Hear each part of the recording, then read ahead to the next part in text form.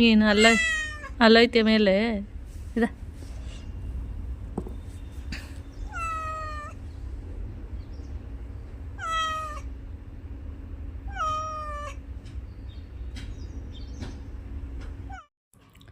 Hi friends, ಎಲ್ಲರೂ ಹೇಗಿದ್ದೀರಾ? ಇದು ಒಂದು ಸಂಡೇ ವಿಡಿಯೋ. ನಾನು ಎದ್ದು ಬ್ರಷ್ ಎಲ್ಲ ಮಾಡಿಬಿಟ್ಟು ಬಿಸಿನೀರು ಕಾಯಿಸೋಣ ಅಂತೇಳಿ ಇಲ್ಲಿ ಬಿಸಿನೀರೆಲ್ಲ ಕಾಯಿಸ್ತಾ ಇದ್ದೆ. ಅಷ್ಟೊತ್ತಿಗೆ ಮೋನ್ ಮಾಮ ಕೆಳಗಡೆಯಿಂದ ನನ್ನನ್ನು ಕರೆದ್ರು.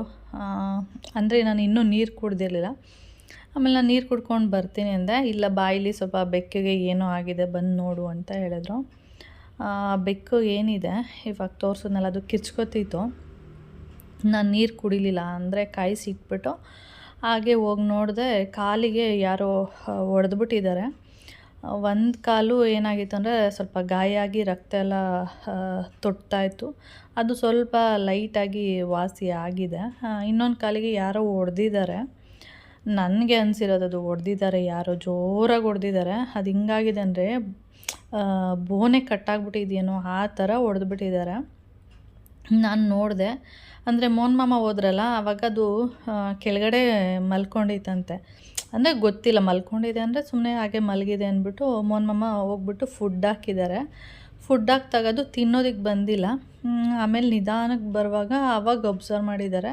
ಅದಕ್ಕೆ ಮುಂದೆ 2 ಕೈಗಳೇನಿದೆ ಅದರಲ್ಲಿ ಮಾತ್ರ ಅದು ನಡ್ಕೊಂಡು ಬರಬೇಕು. ಹಿಂದೆ 2 ಕಾಲೇನಿದೆ ಅದು ಹಾಕ್ತಾನೆ ಇಲ್ಲ. ಯಾಕಂದರೆ ಒಂದು ಗಾಯ ಆಗಿರೋದ್ರಿಂದ ಸ್ವಲ್ಪ ಕಷ್ಟ, ಇನ್ನೊಂದು ಹೊಡೆದ್ಬಿಟ್ಟಿದ್ದಾರೆ, ಅದರಿಂದ ಅದು ಬರ್ತಾಯಿಲ್ಲ. ಅದನ್ನು ನೋಡ್ಬಿಟ್ಟು ಆಮೇಲೆ ನನ್ನನ್ನು ಕರೆದಿದ್ದು.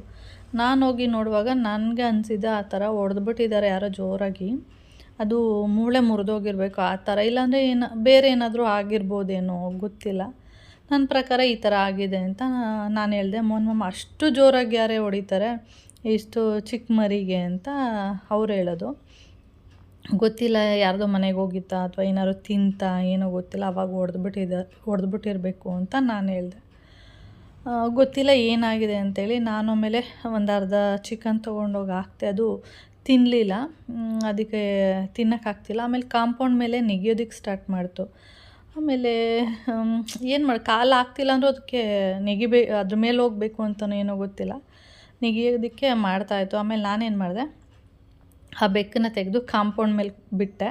ಏಕೆಂದರೆ ಪಕ್ಕದ ಮನೆಯವರು ಅದಕ್ಕೆ ಫುಡ್ ಹಾಕೋರು, ಮತ್ತು ಕಾಂಪೌಂಡ್ ಮೇಲೆ ಜಾಸ್ತಿ ಹೊತ್ತು ಕೂರ್ತಿತ್ತಲ್ಲ, ಅದಕ್ಕೇನಾದರೂ ಅದು ಕಾಂಪೌಂಡ್ ಮೇಲೆ ಕೂರೋದಕ್ಕೆ ಈ ಥರ ಮಾಡ್ತಿರ್ಬೋದು ಅಂದ್ಬಿಟ್ಟು ನಾನು ತೆಗೆದು ಕಾಂಪೌಂಡ್ ಮೇಲೆ ಕೂರಿಸ್ದೆ.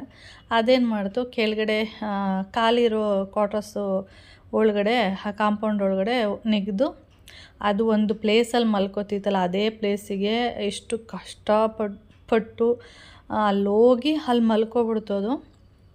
ಆಮೇಲೆ ಮೋನ್ ಮಾಮ ಬೈಯೋದಕ್ಕೆ ಸ್ಟಾರ್ಟ್ ಮಾಡಿದ್ರು, ನೀನು ಯಾಕೆ ಅಲ್ಲಿಗೆ ಬಿಟ್ಟೆ ಅಂತ. ನಾನು ಈ ಥರ ಮಾಡ್ತಾಯಿತ್ತು, ಅದಕ್ಕೆ ನಾನು ಕಾಂಪೌಂಡ್ ಮೇಲೆ ಕೂತ್ಕೊಳ್ಳುತ್ತೆ ಅಂತ ಬಿಟ್ಟೆ, ಅದು ಆ ಕಡೆಗೆ ಹೋಗುತ್ತೆ ಅನ್ನೋದು ಗೊತ್ತಿಲ್ಲ ಅಂತಂದೆ. ಸರಿ ಆಯಿತು ಅಂದ್ಬಿಟ್ಟು ಸ್ವಲ್ಪ ಹೊತ್ತು ನೋಡಿದೆ. ಅದಾದಮೇಲೆ ಅಲ್ಲಿ ಹೋಗ್ಬಿಟ್ಟು ಅದು ಅಲ್ಲಿ ಮಲ್ಕೊಳ್ತು. ಆಮೇಲೆ ನಾನು ಮನೆಗೆ ಬಂದುಬಿಟ್ಟೆ. ಅದಕ್ಕೆ ಆ ಜಾಗ ಅದಕ್ಕೆ ಸೇಫ್ಟಿ ಅನ್ನಿಸ್ತೋ ಏನೋ ಗೊತ್ತಿಲ್ಲ, ಅಲ್ಲಿ ಹೋಗಿ ಮಲ್ಕೊಂಡಿದೆ ಅಂದ್ಬಿಟ್ಟು. ಆಮೇಲೆ ಮೋನ್ ಮಾಮ ವಾಕೆಲ್ಲ ಮುಗಿಸ್ಕೊಂಡು ಬಂದಮೇಲೆ, ನೀನು ಅಲ್ಲಿ ಬಿಡಬಾರ್ದಿತ್ತು, ಯಾಕೆಂದರೆ ಆ ಕಡೆ ಎಲ್ಲ ನಾಯಿಗಳೆಲ್ಲ ಬರುತ್ತೆ, ಬಂದೇನಾದರೂ ಅಟ್ಯಾಕ್ ಮಾಡಿದ್ರೆ ಅದಕ್ಕೆ ಓಡೋಕ್ಕಾಗಲ್ಲ ಅಂತೆಲ್ಲ ಹೇಳಿದ್ರು. ಹೌದಲ್ವಾ, ನಾನು ಈ ಥರ ಅಂದ್ಕೊಂಡ್ಬಿಟ್ಟೆ, ಅದು ಅಲ್ಲೋಗುತ್ತೆ ಅಂತ ಗೊತ್ತಿಲ್ವಲ್ಲ ಅಂದ್ಬಿಟ್ಟು ಮತ್ತು ನಾನು ಸುಮ್ಮನೆ ಆಗಿಬಿಟ್ಟೆ. ಆಮೇಲೆ ಏನಾಗಿರ್ಬೋದು ಇದೇ ಮೈಂಡಲ್ಲಿ ಓಡ್ತಿತ್ತು. ನನಗೆ ಯಾರೋ ಹೊಡೆದಿದ್ದಾರೆ ಅಂತೇಳಿ ಆ ಥರ ಹೊಡೆದ್ಬಿಟ್ಟಿದ್ದಾರೆ ಪಾಪ. ಅದು ಹೇಗೆ ಅಂದರೆ, ಅದು ಹೋಗ್ಬೇಕಾದ್ರೆ ಮುಂದೆ 2 ಕೈಯಲ್ಲಿ ಹೋಗುತ್ತಲ್ಲ, ಅದು ಏನಾಗುತ್ತೆ, ಕಾಲುಗಳು ನೇತಾಡ್ತಾ ಇರುತ್ತೆ, ಅದಕ್ಕೆ ಶಕ್ತಿನೇ ಇಲ್ವೇನೋ ಆ ಥರ ಆಗಿಬಿಟ್ಟಿದೆ. ಅಷ್ಟು ಜೋರಾಗಿ ನಿಜವಾಗ್ಲೂ ಯಾರು ಹೊಡೆದಿದ್ದಾರೆ ಏನು ಅಂತ ಗೊತ್ತಿಲ್ಲ. ನನ್ನ ಪ್ರಕಾರ ಯಾರೋ ಹೊಡೆದ್ಬಿಟ್ಟಿದ್ದಾರೆ ಅಷ್ಟೇ. ನಿಜವಾಗ್ಲೂ ಅದನ್ನ ನೋಡಿಬಿಟ್ಟು ಸಖತ್ತು ಬೇಜಾರಾಗೋಯ್ತು, ಈ ಥರ ಹೊಡೆದಿದ್ದಾರೆ. ನಾನು ಯಾವುದಾದ್ರೂ ಬೆಕ್ಕು ಬಂದರೆ ಹೊಡಿತೀನಿ, ಸ್ವಲ್ಪ ಹೀಗೆ ಇದು ಮಾಡ್ತೀನಿ, ಆದರೆ ಈ ಥರ ಮುರಿದೋಗೋ ಥರ ಬೋನು ಹೊಡಿಯೋಕ್ಕೆ ಹೋಗಲ್ಲ. ಅದಕ್ಕೆ ಅದ್ರ ಬಗ್ಗೆನೇ ಮೋನ್ ಮಾಮ ಹಿಂಗೆ ಚಿಕ್ಕ ಮರಿಗೆ ಈ ಥರ ಮಾಡಿದಾರಲ್ಲ ಅಂತೇಳಿ ಬೈತಾಯಿದ್ರು, ಯಾರು ಮಾಡಿರ್ಬೋದು ಏನು ಅಂತೇಳಿ. ಓಕೆ, ಹಾಗೆ ಮೋನ್ ಮಾಮ ಸಂಡೇ ಬೋಟಿ ತರ್ತೀನಿ ಅಂದ್ಬಿಟ್ಟು ತಿಂಡಿ ಎಲ್ಲ ತಿನ್ಕೊಂಡು ಹೊರಟ್ರು. ಆಮೇಲೆ ಸ್ವಲ್ಪ ಕಡಲೆಕಾಳು ನೆನೆಸೋಣ ಅಂತೇಳಿ ನೆನೆಸ್ತಾ ಇದ್ದೀನಿ. ನೋಡಿ, ಇಲ್ಲಿ ಒಂದು ಕುದಿಯೋ ನೀರಿಗೆ ಕಡಲೆಕಾಳನ್ನ ಹಾಕ್ಬಿಟ್ಟು ಒಂದು 2 ನಿಮಿಷ ಕುದಿಸ್ಬಿಟ್ಟು ಮುಚ್ಚಿಟ್ಬಿಟ್ರೆ ಸಾಕು. ಒಂದು ಹಾಫ್ ಆನ್ ಅವರಲ್ಲೇ ಕಡಲೆಕಾಳು ಚೆನ್ನಾಗಿ ನೆಂದಿರುತ್ತೆ. ಟೈಮ್ ನೋಡಿ 12:25. ಕರೆಂಟು 12 ಗಂಟೆಲಿ ಹೋಗಿದೆ. ಮೋಹನ್ ಮಾಮ ಬೋಟಿ ತಂದಿದ್ದಾರೆ. ಅಲ್ಲೇ ಕಟ್ ಮಾಡಿಸ್ಕೊಬನ್ನಿ ಅಂದೆ, ಇಲ್ಲಾಂದರೆ ಯಾವಾಗಲೂ ನಾನು ಒಂದೊಂದು ಸರಿ ನಾನೇ ಕಟ್ ಮಾಡಿ ತೊಳಿತೀನಿ. ಅಂದರೆ ಕಟ್ ಮಾಡಿಸಿಲ್ಲ ಅಂದರೆ ತೊಳೆಯೋದಕ್ಕೆ ಈಸಿ ಆಗುತ್ತೆ. ಆಮೇಲೆ ಕಟ್ ಮಾಡೋದಕ್ಕೆ 1 ಗಂಟೆ ತೊಗೋತೀನಿ, ಅದಕ್ಕೆ ಅಲ್ಲೇ ಕಟ್ ಮಾಡಿಸ್ಕೊಬನ್ನಿ ಅಂದೆ. ಇವಾಗ ಇದನ್ನೆಲ್ಲ ತೊಳಿಬೇಕು. ಕರೆಂಟ್ ಇಲ್ಲ, ಏನು ಅಡುಗೆ ಮಾಡೋದು ಅಂತ ಗೊತ್ತಿಲ್ಲ. ಹಾಗೆ ಒಂದು ಬಾಳೆಕಾಯಿ ಹೇಳಿದೆ, ಒಂದೇ ಒಂದು ಬಾಳೆಕಾಯಿ ತಂದಿದ್ದಾರೆ. ಹಾಗೆ ಕಡಲೆಕಾಳು ನೋಡಿ ಚೆನ್ನಾಗಿ ನೆಂದಿದೆ, ಸ್ವಲ್ಪನೇ ಹಾಕಿದ್ದೀನಿ ಅಷ್ಟೇ. ಇವಾಗ ಮೋಹನ್ ಮಾಮ ಹಸಿ ಅವರೆಕಾಯಿ ಬೇರೆ ತಂದಿದ್ದಾರೆ, ಅದೊಂದು ಸ್ವಲ್ಪ ಹಾಕು ಚೆನ್ನಾಗಿರುತ್ತೆ ಅಂತೇಳಿ. ನಡಿ, ಹುಡುಗ ವಾಸನೆ ಬಂದ್ಬಿಟ್ಟಿದೆ, ಬೋಟಿಗೆ ವಾಸನೆ, ಅದಕ್ಕೆ ಮೈ ಮೈ ಅಂತಿರೋದು. ನಡಿ ಆಯ್ತು. ಇವಾಗ ಇದನ್ನೆಲ್ಲ ಚೆನ್ನಾಗಿ ಕಿವುಚಿ ತೊಳೆದು ಇಲ್ಲೇ ಸಿಂಕಲ್ಲಿ ತೊಳಿತೀನಿ. ಓಕೆ. ಹಾಗೆ ಇದನ್ನೇನು ತುಂಬ ಚೆನ್ನಾಗಿ ತೊಳಿಬೇಕಂತೇನಿಲ್ಲ, ಆದರೆ ಇದು ಇದೆಯಲ್ಲ ನೋಡಿ, ಈ ಸಣ್ಣ ಕರಳು, ಇದನ್ನು ಚೆನ್ನಾಗಿ ತೊಳಿಬೇಕು. ಹಾಗೆ ಇದು ಒಬ್ಬೊಬ್ಬರು ಇದನ್ನು ಚೆನ್ನಾಗಿ ತೊಳಿಬೇಕು ಅಂತಾರೆ, ಇದನ್ನೆಲ್ಲ ತೆಗಿಬೇಕು ಅಂತಾರೆ. ಒಬ್ಬೊಬ್ರು ಹೇಳ್ತಾರೆ ಇದನ್ನೆಲ್ಲ ತೆಗೆದ್ಬಿಟ್ರೆ ಈ ಥರ ಏನು ಹೇಳ್ತಾರೆ, ಇದು ಒಂಥರ ಈ ಥರ ಇರುತ್ತೆ ನೋಡಿ, ಬೋಟಿ ತಿನ್ನೋರು ಗೊತ್ತಿರುತ್ತೆ ಇದು. ಒಬ್ಬೊಬ್ರು ಹೇಳ್ತಾರೆ ಇದನ್ನೆಲ್ಲ ತೆಗೆದುಬಿಟ್ರೆ ಏನು ಟೇಸ್ಟ್ ಇರುತ್ತೆ ಸಾಂಬಾರು ಅಂತ. ನಾನು ಒಂದೊಂದು ಸರಿ ಇದೆಲ್ಲ ತೆಗಿತೀನಿ, ಒಂದೊಂದು ಸರಿ ತೆಗಿಯಲ್ಲ. ಮೇಯ್ನ್ ಚೆನ್ನಾಗಿ ಅಂದರೆ ಇಲ್ಲಿ ಚೆನ್ನಾಗಿ ತೊಳಿಬೇಕು, ಅದೇ ಮೇಯ್ನ್ ಪಾಯಿಂಟ್. ಓಕೆ. ಇದು ಅಷ್ಟೇ ಚೆನ್ನಾಗಿ ಕ್ಯೂಚಿಂಗು ಮಾಡಿದ್ರೆ ಇದರಲ್ಲಿರುವಂಥ ಗಲೀಜು ಇದ್ರ ಮೇಲೆಲ್ಲ ಇರುತ್ತಲ್ಲ ಇದ್ರೊಳಗಡೆ ಇಲ್ಲೆಲ್ಲ ಹೋಗ್ಬಿಡುತ್ತೆ. ನಾನು ಕಟ್ ಮಾಡಿದ್ರೆ ಈ ಥರ ಕಟ್ ಮಾಡಲ್ಲ, ಇನ್ನೂ ಚಿಕ್ಕದಾಗಿ ಕಟ್ ಮಾಡ್ತೀನಿ. ಅವ್ರು ನೋಡಿ ಎಷ್ಟು ದಪ್ಪ ದಪ್ಪ ಕಟ್ ಮಾಡೋರು.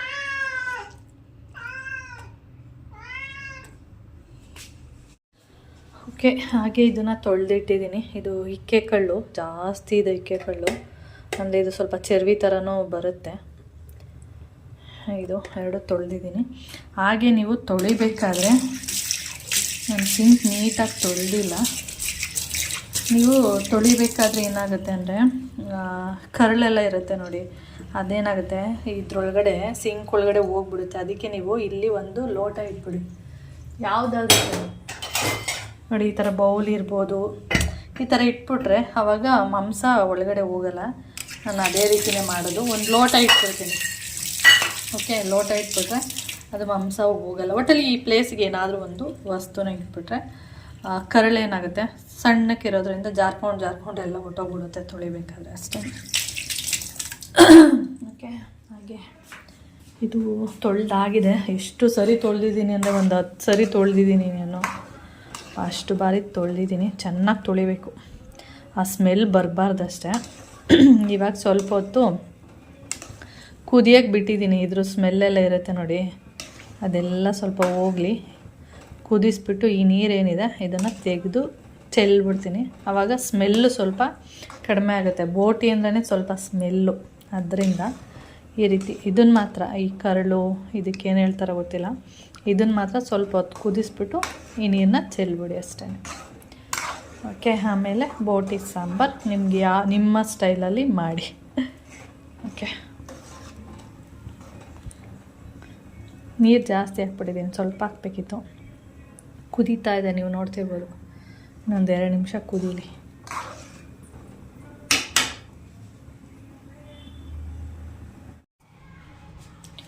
ಇವಾಗ ನೋಡಿ ಬೋಟಿ ಎಷ್ಟಿದೆ ನಿಮಗೆ ನಿಜವಾಗ್ಲೂ. ಒಂದು 1/4 kg ಜಾಸ್ತಿ ಇದೆ, ಅರ್ಧ kg ಕಡಿಮೆ ಇದೆ, ಇಷ್ಟೇ ಆಗೋದು. ಬೆಂದಮೇಲೆ ಇದೆಲ್ಲ ಏನಾಗುತ್ತೆ ಅಂದರೆ ಈ ಪೈಪೆಲ್ಲ ಸಣ್ಣದಾಗಿಬಿಡುತ್ತೆ. ಇದೆಲ್ಲ ಹಂಗೆ ಇರುತ್ತೆ ಸ್ವಲ್ಪ, ಇದು ಮಾತ್ರ ಫುಲ್ ಸಣ್ಣ ಆಗಿಬಿಡುತ್ತೆ. ಇಷ್ಟೇ, ಒಂದು ಬೋಟಿ ಅಂದರೆ ಇಷ್ಟು ಕೊಡ್ತಾರೆ. ನಮ್ಮಮ್ಮ ಹೇಳ್ತಾ ಇರ್ತಾರೆ, ಏನೋ ಒಂದು ಕಪ್ಪದು ಒಂದು ಕೊಡ್ತಾರೆ, ಕಪ್ಲಿ ಸೇಮ್ ಇದೇ ಥರದ್ದೇ ಕಪ್ಪದೊಂದು ಕೊಡ್ತಾರೆ ಅಂತ. ಅಂದರೆ ಇಲ್ಲೇನು ಕೊಡೋಲ್ಲ, ಇಲ್ಲಿ ಕೊಡೋದೇ ಇಷ್ಟು. ಓಕೆ, ನೋಡಿ ಇವಾಗ ಚೆನ್ನಾಗಿದೆ, ಸ್ಮೆಲ್ಲೆಲ್ಲ ಹೋಗಿದೆ. ಇವಾಗ ಸ್ಮೆಲ್ಲೇ ಇಲ್ಲ ಸ್ವಲ್ಪನೂ ಕೂಡ. ಓಕೆ, ಇವಾಗ ಅಡುಗೆ ಮಾಡೋದು ಅಷ್ಟೇ.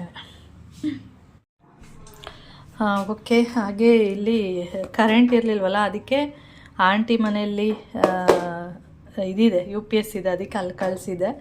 ಆಂಟಿ ರುಬ್ಬಿಗೆ ಕಳಿಸಿದ್ದಾರೆ ಮಸಾಲೆ. ಸ್ವಲ್ಪನೇ ಏನದು ಬೋಟಿ ಗೊಜ್ಜು ಮಾಡ್ತಾ ಇರೋದು. ಆಮೇಲೆ ಮೊನ್ನಮ್ಮ ಅವರೆಕಾಯಿ ತಂದಿದ್ದಾರಲ್ಲ, ಅದಕ್ಕೆ ಸ್ವಲ್ಪ ಅವರೆಕಾಯಿ ಹಾಕೋಣ ಅಂತ ಸ್ವಲ್ಪ ಕಡಲೆಕಾಳು ಸ್ವಲ್ಪನೇ ಹಾಕ್ತೀನಿ. ಅಂದರೆ ಸ್ವಲ್ಪನೇ 2 ಟೈಮಿಗೆ ಖಾಲಿ ಆಗಿಬಿಡ್ಬೇಕು. ಆಮೇಲೆ ಬಾಳೆಕಾಯಿನೂ ಅಷ್ಟೇ. ಇಲ್ಲಿ ನೋಡಿ ಇಷ್ಟು ತೊಗೊಂಡಿದ್ದೀನಿ, ಇನ್ನೂ ಅರ್ಧ ಅಲ್ಲೇ ಇಟ್ಟಿದ್ದೀನಿ. ಅದು ಹಾಕ್ಬಿಟ್ರೆ ಜಾಸ್ತಿ ಆಗಿಬಿಡುತ್ತಾ ಏನೋ ಗೊತ್ತಿಲ್ಲ, ನೋಡೋಣ. ಜಾಸ್ತಿ ಏನಾದರೂ ಆಗಿಲ್ಲ ಅಂದರೆ ಅದನ್ನು ಕಟ್ ಮಾಡಿಬಿಟ್ಟು ಹಾಕ್ಬಿಡ್ತೀನಿ.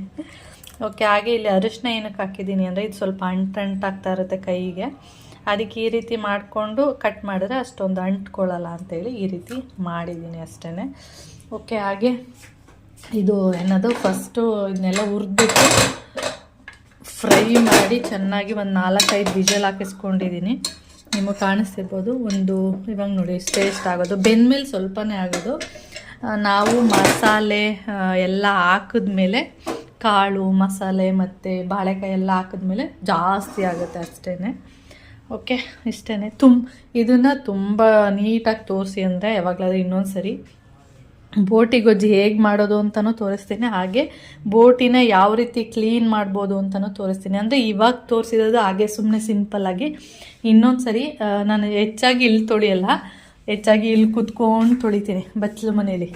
ನಿಮಗೆ ಕಾಣಿಸಿದೆಯಾ? ಯಾಕೆಂದರೆ ಇಲ್ಲಿ ಬಿಸಿನೀರು ಬರ್ತಾ ಇರುತ್ತಲ್ಲ, ಸಣ್ಣ ಕರಳೇನಿದೆ ಅದನ್ನು ಇಲ್ಲೇ ಕುತ್ಕೊಂಡು ನೀಟಾಗಿ ಆ ಕಲ್ಲಲ್ಲಿ ಉಜ್ಜಿಬಿಟ್ಟೆ ತೊಳೆಯುವಂಥದ್ದು. ಇವತ್ತು ಕರೆಂಟ್ ಇಲ್ಲ, ಅದರಿಂದ ಆ ರೀತಿ ಮಾಡಿರೋದಷ್ಟೇ. ಡೀಪ್ ಕ್ಲೀನ್ ಥರ ಬೇಕು ಅಂದರೆ ಬೋಟಿ ಗೊಜ್ಜನ್ನ ಇನ್ನೊಂದು ಸರಿ ವಿಡಿಯೋ ಮಾಡ್ತೀನಿ, ಬೇಕು ಅಂದರೆ ಯಾರಿಗಾದರೂ ಮಾಡ್ತೀನಿ. ಓಕೆ, ಕರೆಂಟು ನಮ್ಮ ಲೈನ್ ಮಾತ್ರ ಇಲ್ಲ, ಪಕ್ಕದ ಲೈನು, ಆ ಕಡೆ ಲೈನು ಎಲ್ಲ ಕಡೆ ಕರೆಂಟ್ ಇದೆ. ರಾತ್ರಿ 1-2 ಕಡೆ ಟ್ರಾನ್ಸ್ಫಾರಮ್ ಪೆಟ್ಟಿ ಏನೋ ಸೌಂಡ್ ಆಯಿತು, ಅಲ್ಲೇನೋ ರಿಪೇರಿ ಮಾಡ್ತಾ ಇದ್ದಾರಂತೆ. ಮೊನ್ನಮ್ಮ ಹೇಳಿದ್ರು ಅಲ್ಲಿ ರಿಪೇರಿ ಮಾಡ್ತಾ ಇದ್ದಾರೆ. ಯಾವಾಗ ಬರುತ್ತೆ ಕರೆಂಟು ಅಂತ ಗೊತ್ತಿಲ್ಲ ಅಂತ ಹೇಳಿದ್ರು. ಅಂದರೆ ಸಂಡೇ ಆಗಿರೋದ್ರಿಂದ ಬರುತ್ತೋ ಬರಲ್ವೋ ಅನ್ನೋ ಗ್ಯಾರಂಟಿನೂ ಇಲ್ಲ. ಆಮೇಲೆ ಸರಿ ಆಯಿತು ಅಂದ್ಬಿಟ್ಟು ಎಲ್ಲ ರೆಡಿ ಮಾಡಿದ್ದೀನಿ. ಆಮೇಲೆ ನೆನಪಾಯಿತು, ಆಂಟಿ ಮನೇಲಿ UPS ಇದೆ, ಕಳಿಸ್ಬಿಡೋಣ ಅಂತೇಳಿ. ಅದಕ್ಕೆ ಆಂಟಿ ಮನೇಲಿ ಅವರು ಮಿಕ್ಸಿಯಲ್ಲಿ ರುಬ್ಬಿಲ್ಲ, ಬುಲೆಟ್ ಜಾರ್ ಬರುತ್ತೆ ನೋಡಿ, ಅದರಲ್ಲಿ ರುಬ್ಬವ್ರೆ. ಅದರಲ್ಲಿ ರುಬ್ಬಿಟ್ಟು ಕಳಿಸಿದ್ದಾರೆ. ಕರೆಂಟು ರಿಪೇರಿ ಮಾಡ್ತಾ ಇದ್ದಾರಲ್ವ, ನಾನು ಅಂದ್ಕೊಂಡೆ ಕರೆಂಟ್ ಬಂದಮೇಲೆ ಹೆಂಗಿದ್ರು ರಿಪೇರಿ ಮಾಡ್ತಾ ಇದ್ದಾರೆ ಅಂತ ಅಂದಮೇಲೆ ಬಂದಮೇಲೆ ಮಾಡೋಣ ಅಂಥೇಳಿ. ಇನ್ನು ಎಷ್ಟೊತ್ತಿಗೆ ಬರುತ್ತೆ ಏನೋ ಗೊತ್ತಿಲ್ಲ. ಇವಾಗ ಟೈಮ್ ಬಂದು 1:30 ಆಗಿಬಿಟ್ಟಿದೆ. ಬೆಳಿಗ್ಗೆ ಮೊಸರನ್ನ ತಿಂದಿರೋದು, ಅದಕ್ಕೆ ಮಾಡೇ ಬಿಡೋಣ, ಆಂಟಿ ಮನೇಲಿ ಕಳಿಸ್ಬಿಟ್ಟು ಮಸಾಲೆ ರುಬ್ಬಿಸ್ಕೊಂಡು ಬಂದ್ಬಿಟ್ಟು ಅಂತೇಳಿ ಮಾಡ್ತಾಯಿದ್ದೀನಿ ಅಷ್ಟೇ. ಓಕೆ, ಕಾಯ್ತಾವಳ ನಿಮ್ಮ ಅಪ್ಪ, ಕಾಯ್ತಾವನೆ ನಿನಗೆ ಹಬ್ಬ ಮಾಡ್ತಾನೆ. ಹಬ್ಬ ಹಾಂ, ಯಾಕೆ ಹೋಗ್ಬೇಕು ಹಾಂ, ಭಯ ಅನ್ನೋದೇ ಇಲ್ಲ. ಹೋಗು ಈಚೆಗೆ, ಕತ್ ಕಳಿಸ್ತಾನೆ, ಅಲ್ಲೆಲ್ಲ ಇರಬೇಕು, ಅದಕ್ಕೆ ಓಡ್ ಬಂದಿರೋದು. ಬಾ ಚುಬಿ ಏಯ್ ಬಾ. ಎಲ್ಲ ನಿಮ್ಮಪ್ಪ ಎಲ್ಲಿದನು? ಓಡಿಸ್ಕೊ ಬಂದ ನಿನ್ನ. ನಾನಿವತ್ತು ಯಾವತ್ತು ಭಾನುವಾರ ಮಿಷಿನ್ಗೆ ಬಟ್ಟೆ ಹಾಕಲ್ಲ, ಇವತ್ತು ಹಾಕಿದ್ದೀನಿ. ನೋಡಿದ್ರೆ ಕರೆಂಟು ಗೋವಿಂದ. ಅಯ್ಯೋ, ಇನ್ನೊಂದು 1/4 ಗಂಟೆ 20 ನಿಮಿಷ ಇದ್ದಿದ್ರೆ ಮುಗೀತಿತ್ತು. ನೋಡಿದ್ರೆ ಕರೆಂಟು ಹೋಗಿದೆ, ಯಾವಾಗ ಬರುತ್ತೆ ಅನ್ನೋ ಗೊತ್ತಿಲ್ಲ. ಹೋಗು ಕುತ್ಕೋ ಈಚೆಯಲ್ಲಿ.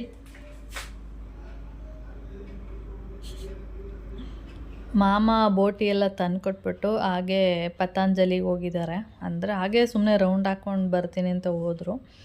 ಹಾಗೆ ಅಲ್ಲಿಂದ ಪತಂಜಲಿಗೆ ಹೋಗಿ ಈ ಥರ ಏನು ಲಿಚ್ಚಿ ಜ್ಯೂಸು, ಅದು ಇದು ಬ್ರಷ್ಗಳು. ಮೊನ್ನಮ್ಮ ಹೆಚ್ಚಾಗಿ ಟೂತ್ ಬ್ರಷ್ ಏನಿದೆ ಅದನ್ನು ಪತಂಜಲಿಯಿಂದನೇ ತರೋದು. ಆವಾಗವಾಗ ಅವರು ಬ್ರಷ್ನ ಚೇಂಜ್ ಮಾಡ್ತಾ ಇರ್ತಾರಲ್ಲ, ಅದರಿಂದ ಆ ಬ್ರಷ್ನ ಯೂಸ್ ಮಾಡ್ತಾರೆ. ನನಗೆ ಆ ಬ್ರಷು ಅಷ್ಟು ಇಷ್ಟ ಆಗಲ್ಲ. ಅದು ಸ್ವಲ್ಪ ನನ್ನ ಪ್ರಕಾರ ನನಗನ್ಸಿದ್ದಂದರೆ ಅದು ಸ್ವಲ್ಪ ರಫ್ ಇರುತ್ತೆ. ನನಗೆ ರಫ್ ಇರುವಂಥ ಬ್ರಷು ಅಷ್ಟು ಇಷ್ಟ ಆಗಲ್ಲ, ನನಗೆ ಸ್ವಲ್ಪ ಸಾಫ್ಟ್ ಇರಬೇಕು. ಅದಕ್ಕೆ ನಾನು ಪತಾಂಜಲಿ ಬ್ರಷ್ನ ಯೂಸ್ ಮಾಡಲ್ಲ. ಮೋಹನ್ ಮಾಮ ಮತ್ತು ಕೌಶಿನೂ ಒಂದೊಂದು ಸರಿ ಯೂಸ್ ಮಾಡ್ತಾನೆ, ಒಂದೊಂದು ಸರಿ ಯೂಸ್ ಮಾಡಲ್ಲ. ನನಗೆ ಕೋಲ್ಗೇಟ್ ಅವ್ರದ್ದೇ ಸಾಫ್ಟ್ ಬ್ರಷ್ ಬರುತ್ತೆ ನೋಡಿ, ಅದನ್ನು ಯೂಸ್ ಮಾಡೋದು ಬೆಸ್ಟು. ಆದಷ್ಟು ಹಾರ್ಡ್ ಬ್ರಷ್ ಇರುವಂಥದ್ದು ಏನಂದರೆ ಅಲ್ಲಿಗೆ ಎಫೆಕ್ಟು, ಅಂದರೆ ಸ್ವಲ್ಪ ಅಲ್ಲೂ ಕೂಡ ಸವಿಯುತ್ತೆ. ಆದಷ್ಟು ಸ್ವಲ್ಪ ಸಾಫ್ಟ್ ಇರುವಂಥ ಬ್ರಷ್ನ ಯೂಸ್ ಮಾಡಬೇಕು. ಮೋಹನ್ ಮಾಮಂಗೆ ಹೇಳಿದ್ರೆ ಬೈತಾರೆ, ಸಾಫ್ಟ್ ಬ್ರಷ್ ಯೂಸ್ ಮಾಡಿದ್ರೆ ಅಲ್ಲಲ್ಲಿರೋ ಕೊಳೆನೇ ಹೋಗಲ್ಲ ಅಂತ. ಅದಕ್ಕೆ ಅವರು ಹಾರ್ಡ್ ಬ್ರಷ್ ಯೂಸ್ ಮಾಡ್ತಾರೆ, ನಾನು ಸ್ವಲ್ಪ ಸಾಫ್ಟ್ ಬ್ರಷ್ನ ಯೂಸ್ ಮಾಡ್ತೀನಿ. ಓಕೆ, ಅದಾದಮೇಲೆ ಬೋಟಿ ಗೊಜ್ಜು ರೆಡಿ. ಇವಾಗ ತಿನ್ನೋದಕ್ಕೆ ನಾನು ರೆಡಿಯಾಗಿದ್ದೀನಿ. ಇಲ್ಲಿ ನೋಡ್ತಿರ್ಬೋದು, ಅದು ಈಗ ಬಿಸಿ ಇರೋದ್ರಿಂದ ಸ್ವಲ್ಪ ತೆಳು ಥರ ಇದೆ. ಸ್ವಲ್ಪ ಹಾಗೆ ಮತ್ತೆ ಬೋಟಿ ಗೊಜ್ಜು ಅಂದರೆ ಏನಂದರೆ, ನಾವು ತಿನ್ನುವಾಗ ಬಿಸಿ ಮಾಡ್ಕೊಂಡು ತಿಂದರೆ ಅದು ಚೆನ್ನಾಗಿರುತ್ತೆ. ತಣ್ಣಗಾದ್ಮೇಲೆ ತಿಂದರೆ ಅಷ್ಟು ಚೆನ್ನಾಗಿರಲ್ಲ. ಅದು ಬಿಸಿ ಮಾಡ್ತಾನೆ ಇರ್ತೀವಲ್ಲ, ಅವಾಗೇನಾಗುತ್ತೆ ಅದು ಗಟ್ಟಿ ಆಗ್ತಾ ಹೋಗುತ್ತೆ. ಅದರಿಂದ ನಾನಿಲ್ಲಿ ಇವಾಗ ಬಿಸಿನ ಹಾಕ್ಕೊಂಡು ತಿಂತಾಯಿದ್ದೀನಿ ಅಷ್ಟೇ. ನೋಡಿ, ಇಷ್ಟು ಕಾಳೆಲ್ಲ ಕಡಿಮೆನೇ ಆಯಿತು. ಇಲ್ಲಿ ನಾನು ಪ್ಲೇಟಲ್ಲಿ ತೋರಿಸುವಾಗ ಸ್ವಲ್ಪ ಕಾಳೆಲ್ಲ ಜಾಸ್ತಿ ಅನ್ನಿಸ್ತಾ ಇದೆ, ಆದರೆ ಕಾಳು ಬೇರೆದೆಲ್ಲ ಏನಾಗಿದೆ ಅಂದರೆ ಕಡಿಮೆನೇ ಹಾಕಿರೋದು ನಾನು. ಟೇಸ್ಟ್ ಅಂತೂ ಸಖತ್ತಾಗಿತ್ತು ಮಾತ್ರ, ತುಂಬಾ ಚೆನ್ನಾಗಿತ್ತು. ನಾನು ಯಾವಾಗಲೂ ಬೋಟಿನ ನಾನೇ ಕ್ಲೀನ್ ಮಾಡಿ ಕಟ್ ಮಾಡೋದಲ್ವ, ಇವತ್ತು ಅವರೇ ಕಟ್ ಮಾಡಿ ಕಳಿಸಿರೋದ್ರಿಂದ ಅದೆಷ್ಟು ಸರಿ ಉಜ್ಜಿ ಅದನ್ನು ಕಿವುಚಿ ಕೈಯಲ್ಲಿ ಚೆನ್ನಾಗಿ ತೊಳೆದಿದ್ದೀನಿ. ನಾವೇ ಬೋಟಿನ ಕ್ಲೀನ್ ಮಾಡಿ ನಾವೇ ಅಡುಗೆ ಎಲ್ಲ ಮಾಡ್ತೀವಲ್ಲ, ಅದು ಏನಾಗುತ್ತೆ ಅಂದರೆ ನಮಗೆ ಆ ಬೋಟಿದೇ ಸ್ಮೆಲ್ ಬರ್ತಾ ಇರುತ್ತೆ ಮೂಗಿಗೆ. ಯಾರಾದರೂ ಬೇರೆಯವರು ಬೋಟಿನ ಮಾಡಿ ನಮಗೆ ಕೊಟ್ಟರೆ ಅದು ಏನು ಅನಿಸಲ್ಲ, ತಿನ್ನಬೇಕು ಅನಿಸುತ್ತೆ. ನಾವೇ ಕ್ಲೀನ್ ಮಾಡಿ ನಾವೇ ಮಾಡಿ ತಿನ್ನುವಾಗ ಆ ಬೋಟಿ ಸ್ಮೆಲ್ಲು ನಮ್ಮ ಮೂಗಿಗೆ ಬರ್ತಾನೆ ಇರುತ್ತೆ, ತಿನ್ನಬೇಕು ಅಂತ ಮನಸ್ಸೇ ಆಗಲ್ಲ. ಆದರೂ ನೆಕ್ಸ್ಟ್ ಡೇಗೆ ಬೇಕಾದರೆ ತಿನ್ನಬೇಕು ಅನ್ನೋ ಆಸೆ ಆಗುತ್ತೆ ಈ ಥರ. ಆದರೆ ಯಾರು ಮಾಡಿಕೊಡೋರು ಇಲ್ವಲ್ಲ, ನಾವೇ ಮಾಡಿಕೊಂಡು ತಿನ್ನಬೇಕು. Okay friends.